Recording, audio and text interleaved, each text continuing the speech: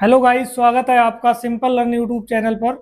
जैसा कि हम लोग सोल्यूशन चैप्टर पढ़ रहे थे और पिछली क्लास में हमने सॉल्युबिलिटी स्टार्ट किया था और सॉल्युबिलिटी में हमने पढ़ाई करी थी solubility of solid in liquid. मतलब हम लोगों ने वहां पे क्या किया था, सॉलिड में लिक्विड में सॉलिड को मिलाया था। तो आज हम नेक्स्ट टॉपिक लेके आए हैं यहाँ पे। क्या नया टॉपिक रहेगा आज, सॉल्युबिलिटी में ही हेडिंग डाल देते हैं।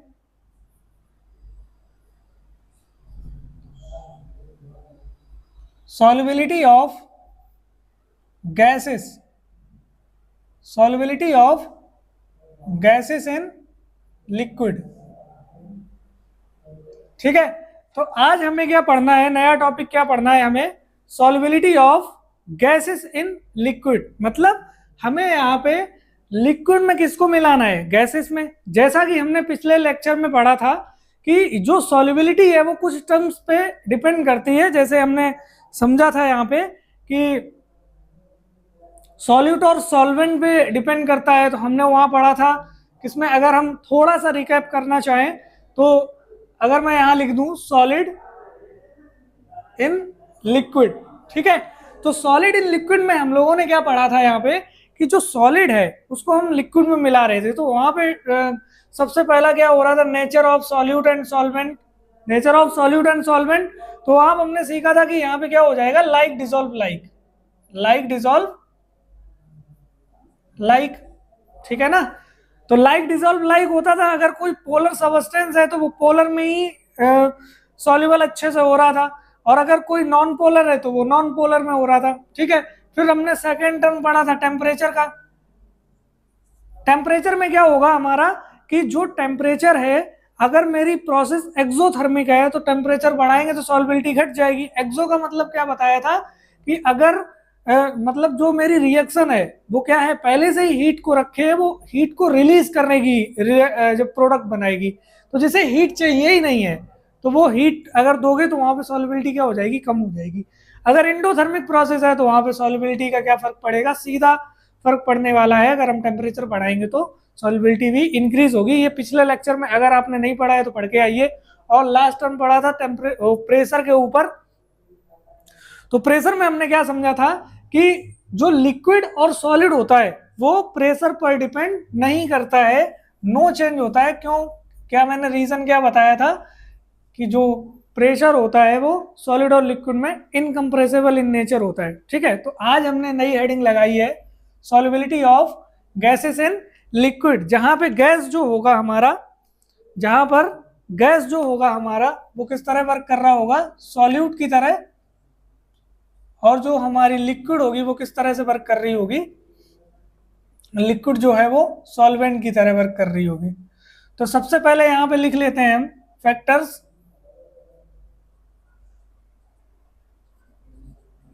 अफेक्टिंग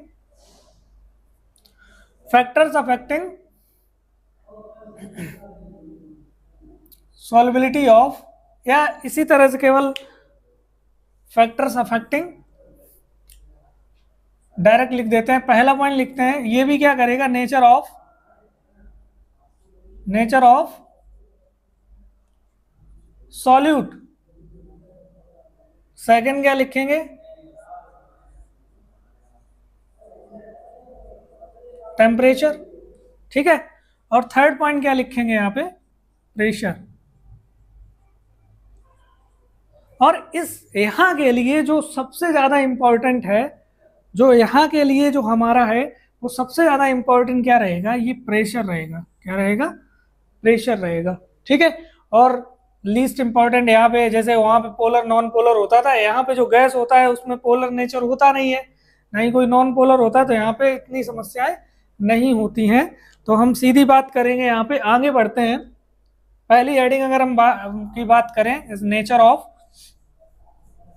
नेचर ऑफ सॉल्यूट की अगर बात करें या नेचर ऑफ गैस की बात करेंगे, तो यहाँ पे बात क्या करी जाएगी हमारी, जैसे अगर हम बात करें वाटर की बात कर लेते हैं H2O। तो वाटर में अगर ऑक्सीजन की बात करें तो जो ऑक्सीजन होती है वो 4 से 6% तक ही सॉल्युबल होती है। ठीक है, जो हम लोग वाटर पीते हैं या जो वाटर होता है उसमें जो ऑक्सीजन है, H2O में जो ऑक्सीजन है सिर्फ कितने परसेंट सॉल्युबल होती है 4 से 6%। तो मतलब जो जैसे हाइड्रोजन हो गया, oxygen and nitrogen dissolve in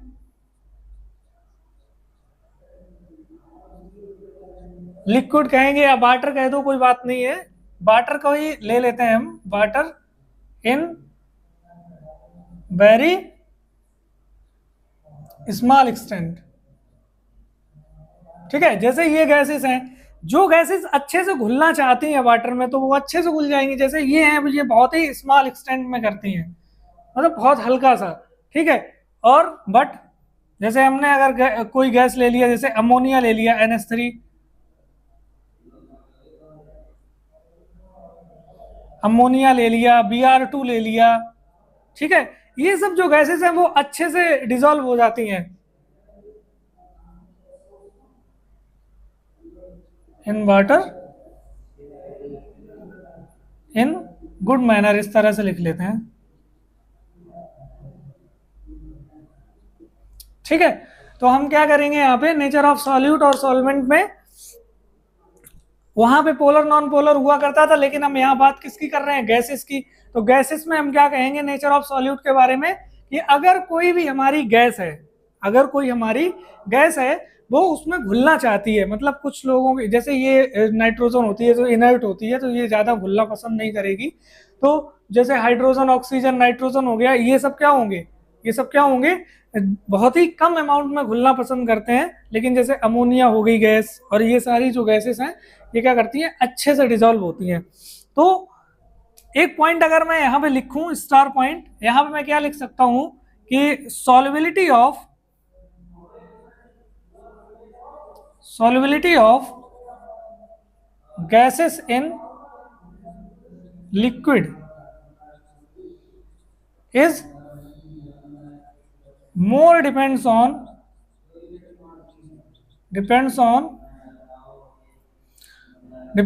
temperature and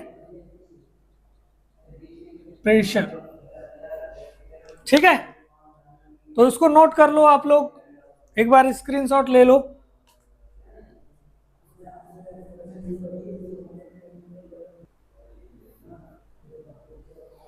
तो गाइज हमने अभी पहला टर्म पढ़ा है यहाँ पे नेचर ऑफ सॉल्यूट का, जिसमें हमने समझा कि हाइड्रोजन, नाइट्रोजन और जो हमारी गैसेस हैं, हाइड्रोजन, नाइट्रोजन, कार्बन, ये सब क्या होता है, वाटर में कम डिसॉल्व होते हैं, मतलब स्मॉल एक्सटेंट में डिसॉल्व होते हैं। लेकिन हमने वहीं पे बात करी किसकी, जैसे अमोनिया हो गया, NH3 हो गया, सल्फर डाइऑक्साइड हो गया, या HCl हो गया, ये सब क्या होते हैं, हाईली सॉल्युबल इन वाटर होते हैं। कैसे होता है, हाईली सॉल्युबल इन वाटर। ये सब गैसेस ही होती हैं। अब HCl को समझ लो कि हमने तो HCl लिक्विड में देखा, लेकिन ये गैस के भी फॉर्म में होता है। ठीक है, अगर हम गैस की बात करेंगे तब। ठीक, तो अब मेरा नेक्स्ट टॉपिक रहेगा यहाँ पे, नेक्स्ट इफेक्ट जो रहेगा क्या रहेगा, सेकंड क्या रहेगा, effect of temperature, effect of temperature. सही है, इफेक्ट ऑफ टेम्परेचर में जैसे हमने पिछले लेक्चर में पढ़ा ही था, मार्कर किधर गया, पिछले लेक्चर में हमने पढ़ा ही था, जो प्रोसेस होती है दो टाइप की होती है टेम्परेचर के लिए, एक तो एक्सोथर्मिक और दूसरा क्या होता है, एंडोथर्मिक प्रोसेस। ठीक है, तो अगर हम यहाँ पे बात करें किसमें, गैसेस इन लिक्विड के केस में, किसके केस में, गैसेस इन लिक्विड के केस में, वहां पे हमने सॉलिड इन लिक्विड के केस में बात करी, तब उसको भूल जाओ। ठीक है, यहाँ पे सारी चीजें अलग होके चलेंगी। ठीक, अब यहाँ पे क्या होगा कि इफ, या इस तरह से लिख लेते हैं, solubility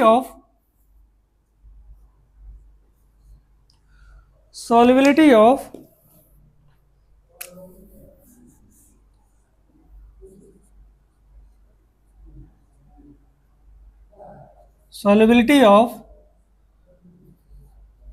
gases in liquid, comma, liquid when gases are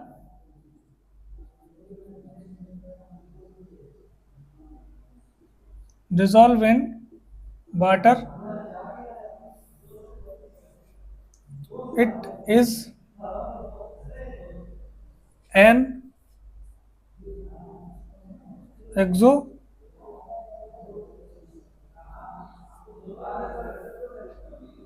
exothermic process,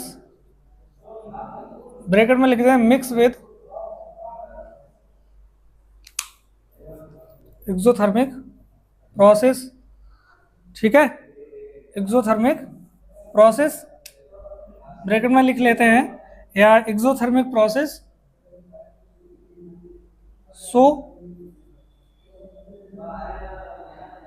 so if we increase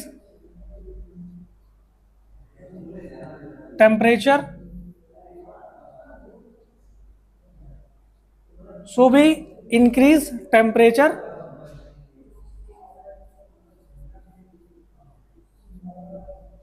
solubility of gas decreases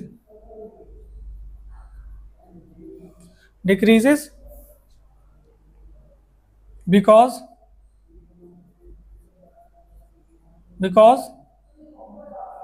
gases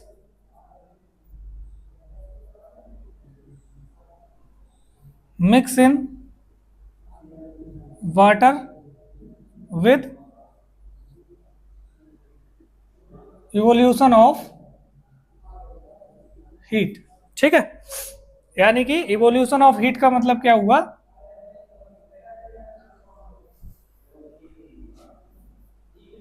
heat को क्या करेगा, रिलीज करेगा।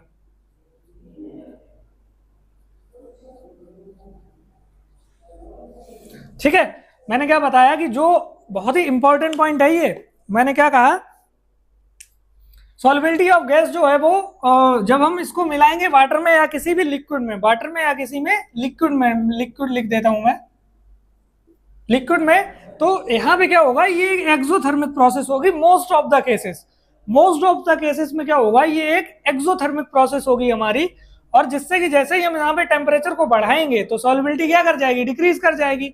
अगर इसको एक्सोथर्मिक प्रोसेस को डिटेल में समझना है तो पिछली क्लास में ये मैंने पढ़ाया हुआ है, ठीक है। और ये ऐसा होता क्यों है, क्योंकि जैसे ही हम किसी, यहां से देखो इसका रीजन भी मैंने लिख दिया है बिकॉज के बाद, कि जब गैस को हम किसी भी लिक्विड में क्या करते हैं, डिसॉल्व करते हैं, तो इसमें क्या होता है, इवोल्यूशन ऑफ हीट होता है। मतलब किसी, जैसे ही तुमने लिक्विड लिया हुआ, वाटर लिया, इसमें तुमने हाइड्रोजन गैस डाली, या मान लो कि अमोनिया गैस डाली, या HCl को डाल दिया, HCl गैस डाल दी, या क्या डाल दिया, कोई भी गैस अगर हमने डाली तो क्या होगा, इवोल्यूशन ऑफ हीट होगा। मतलब जो हमारा बीकर, जो भी हमारा वेसल होगा, बीकर लिए हो, कुछ भी लिए हो, तो वो क्या हो जाएगा, गर्म हो जाएगा। मतलब ये रिएक्शन जो होती है एक्सोथर्मिक होती है, मतलब हीट को रिलीज करती है, इवोल्यूशन ऑफ हीट होता है, हीट को क्या करती है, रिलीज करती है। इस वजह से अगर हमने यहाँ पे टेम्परेचर को बढ़ाया तो जो हमारी सॉल्युबिलिटी ऑफ गैस है वो क्या कर जाएगी, डिक्रीज कर जाएगी। ठीक है, इतना नोट कर लो। तो गाइज हमने दो इफेक्ट यहाँ पे पढ़ लिए हैं, नेचर ऑफ सॉल्यूट यानी कि गैस के बारे में, और उसके बाद में हमने एक और पढ़ लिया था इफेक्ट ऑफ टेम्परेचर के बारे में। जैसा कि मैंने बताया कि जो सॉल्यूट कुछ गैसेस होंगी, क्योंकि हम लोग कौन सा टॉपिक पढ़ रहे हैं, solubility of gases in liquid में, तो कुछ गैसेस ऐसी होती हैं वो लिक्विड में अच्छे से डिसॉल्व होना चाहती हैं, जैसे अमोनिया हो गया, HCl गैस हो गया, सल्फर डाइऑक्साइड गैस हो गई, ये सब हाईली सॉल्युबल होते हैं। लेकिन वहीं बात करें ऑक्सीजन की, हाइड्रोजन की, नाइट्रोजन की, अगर इन गैस को हम वाटर में डिसॉल्व करना चाहते हैं तो वो अच्छे से डिसॉल्व नहीं होती हैं। ठीक है, फिर सेकंड हमने पढ़ा कि जो टेम्परेचर होता है, इफेक्ट ऑफ टेम्परेचर में हमने क्या पढ़ा था कि टेम्परेचर जो होगा वो जब हम किसी भी लिक्विड में कोई गैस को डालते हैं तो वो हमेशा क्या करती है, 99% केसेस में, या कह सकते हैं मोस्ट ऑफ द केसेस में हीट का एवोल्यूशन करती है, यानी कि एक्सोथर्मिक प्रोसेस ही होती है ये। ठीक है, तो वहां पे जब भी हम टेम्परेचर को इंक्रीज करेंगे तो सॉल्युबिलिटी भी क्या होगी, डिक्रीज करेगी हमेशा। ठीक है, कुछ परसेंट मतलब 1% केसेस में जब हमारी नोबल गैसेस वगैरह आ जाएंगी तो वहां पे ये पहले सॉल्युबिलिटी बढ़ती है थोड़ी देर के लिए, फिर घट जाती है, उसको हम निग्लेक्ट करते हैं। उसके बाद हम बात करेंगे फैक्टर्स अफेक्टिंग में। तीसरा जो सबसे इंपॉर्टेंट जो टॉपिक रहेगा हमारा effect of pressure. Effect of pressure, तो यहां पे अब हम समझेंगे, थोड़ा सा मैं पहले समझाऊंगा, उसके बाद में इसके बारे में लिखाने वाला हूं। मैं एक बीकर ले लेता हूं यहां पे, ठीक है।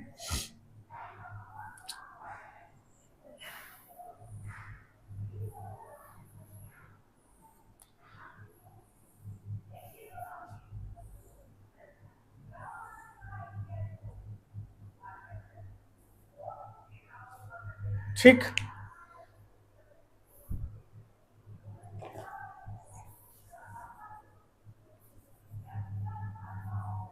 चलो पहले यहां से समझते हैं। इसमें मैंने कोई लिक्विड ले ली, वाटर ही ले लिया लिक्विड के रूप में, ठीक है। इस तरह से भर दिया। यहाँ पे भी वही बीकर है, ये भी एक वही बीकर है। इसमें कुछ चीजें हमें समझनी है, ठीक है। ये हमारी लिक्विड मैंने यहाँ पे भर दिया है, और ये क्या रहा, ये इसमें मैंने गैस के मॉलिक्यूल्स डाल रखे हैं। क्या डाल रखे हैं? रेड कलर वाले गैस के मॉलिक्यूल्स डाल रखे हैं, ठीक है। इस तरह से गैस के मॉलिक्यूल पड़े हुए हैं, और ये ऊपर जो लगा हुआ है ये एक पिस्टन लगा हुआ है। जैसे देखा होगा कि हमारी जैसे होली पे खेलते हैं, उसको दबाते हैं तो ये पिस्टन होता है, ठीक है। इस पर मैंने क्या किया, एक बेट रख दिया W1, ठीक है। तो ये जो पिस्टन थी वो यहां तक दब गई। ये पूरी क्या है? पिस्टन है। ये क्या है? पिस्टन है।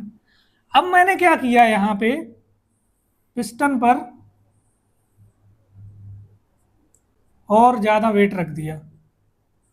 W1 तो था ही, उसके बाद में मैं एक W2 ले आया और एक क्या ले आया, W3 ले आया, ठीक है। लिक्विड जो मेरा भरा हुआ था यहां तक, पहले वाले फिगर में, अगर फिगर नंबर 1 को देखे, बहुत अच्छे से समझो, यहाँ पे फिगर नंबर 1 और ये है फिगर नंबर 2, ठीक है। यहाँ पे वेट कम रखा था, इस वजह से पिस्टन कहाँ था? ऊपर था। और जो ये देखो लिक्विड है, ये गैसेस है। तो यहाँ पे हमने देखा कि जो गैसेस के मॉलिक्यूल्स थे वो कम जा रहे थे किसके अंदर? लिक्विड के अंदर, और कुछ बाहर भी घूम रहे थे। फिर मैंने क्या किया, यहाँ पे मैंने वेट को बढ़ा दिया। मैंने ऐसे ही 2 और डब्बे रख दिए इस पे, और ये पिस्टन और नीचे आ गया। और जिसकी वजह से क्या हुआ, ये जो मॉलिक्यूल्स थे इसमें और ज्यादा सॉल्युबल हो गए, मतलब लिक्विड के अंदर घुस गए, ठीक है। जो मॉलिक्यूल्स बाहर थे वो और किसमें आ गए? उसी लिक्विड के अंदर चले गए। तो हम क्या देख रहे हैं, जैसे जैसे हम वेट को बढ़ा रहे हैं, वेट बढ़ाने का मतलब हम इस पर प्रेशर बढ़ा रहे हैं। जैसे जैसे हम किसी भी इस तरह से जो सोल्यूशन बना रहे हैं और गैस उसमें डाल रहे हैं, अगर मैं उसमें प्रेशर बढ़ाता चला जाऊंगा, जितना ज्यादा मैं इस पर प्रेशर लगाऊंगा उतनी ज्यादा क्या होगी, सॉल्युबिलिटी बढ़ जाएगी गैस की। किसमें? लिक्विड में। दिखाई दे रहा है, यहाँ पे मेरा पिस्टन ऊपर था, वजन कम था, तो मेरे जो गैस के मॉलिक्यूल्स थे वो दूर दूर भाग रहे थे, ऊपर भी जा रहे थे, उतने ज्यादा लिक्विड में सॉल्युबल नहीं थे, ठीक है। लेकिन हमने बात करी, यहाँ पे मैंने वजन को ज्यादा कर दिया, ट्रिपल कर दिया। यहाँ पे जितना ज्यादा बढ़ाते चले जाओगे उतना ही पिस्टन नीचे आएगा, और जितना पिस्टन नीचे चलता चला जाएगा, गैस के मॉलिक्यूल्स जो होंगे वो उसमें क्या करेंगे, उसी में घुसते चले जाएंगे, मतलब और ज्यादा सॉल्युबल होते जाएंगे। तो हम यहाँ पे इफेक्ट ऑफ प्रेशर में क्या लिख सकते हैं, क्या लिखेंगे यहाँ पे? Pressure is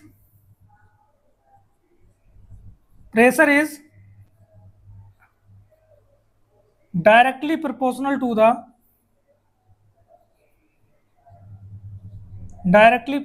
to the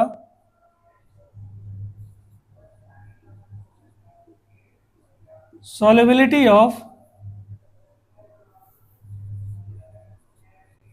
gas in liquid, ठीक है। अगर मेरा P बढ़ा, P को क्या किया मैंने, इंक्रीज किया, तो मेरी सॉल्युबिलिटी भी क्या कर जाएगी, इंक्रीज हो जाएगी।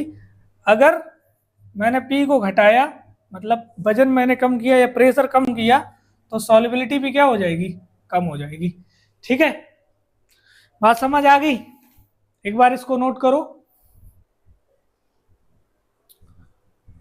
तो मैंने ये सब बता दिया है। अब इसके बाद मैं क्या पढ़ाऊंगा यहाँ पे तुम्हें, हेनरी लॉ पढ़ाऊंगा पूरा प्रेशर के बारे में और भी ज्यादा डिटेल में। ठीक है, आज के लिए हम इतना ही रखते हैं। Thank you, bye bye.